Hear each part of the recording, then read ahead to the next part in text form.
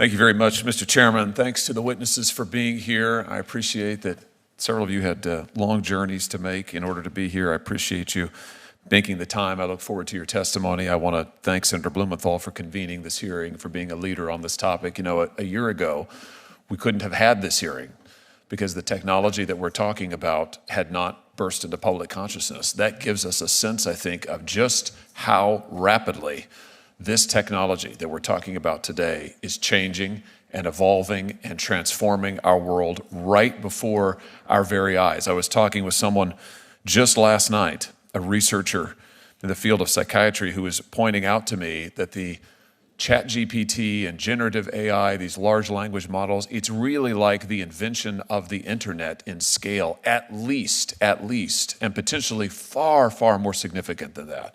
We could be looking at one of the most significant technological innovations in human history. And I think my question is, what kind of an innovation is it going to be? Is it going to be like the printing press that diffused knowledge and power and learning widely across the landscape, that empowered ordinary, everyday individuals, that led to greater flourishing, that led above all to greater liberty? Or is it going to be more like the atom bomb? Huge technological breakthrough, but the consequences, severe, terrible, continue to haunt us to this day.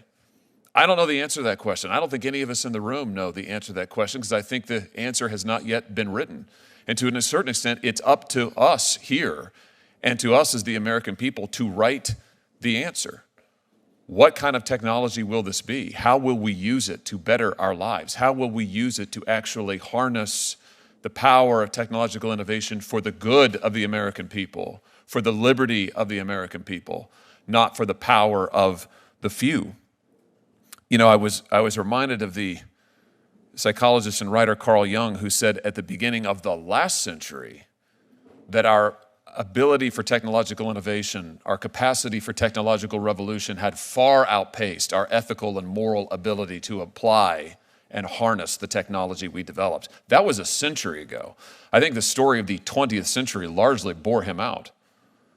And I just wonder, what will we say as we look back at this moment about these new technologies, about generative AI, about these language models, and about the hosts of other AI capacities that are even right now under development, not just in this country, but in China, at the countries of our adversaries, and all around the world. I mean, I think the question that Jung posed is really the question that faces us. Will we strike that balance between technological innovation and our ethical and moral responsibility to humanity, to liberty, to the freedom of this country? And I hope that today's hearing will take us a step closer to that answer. Thank you, Mr. Chairman. Thanks, Senator Hawley. I'm going to turn to the Chairman of the Judiciary Committee and the Ranking Member, Senator Graham, if they have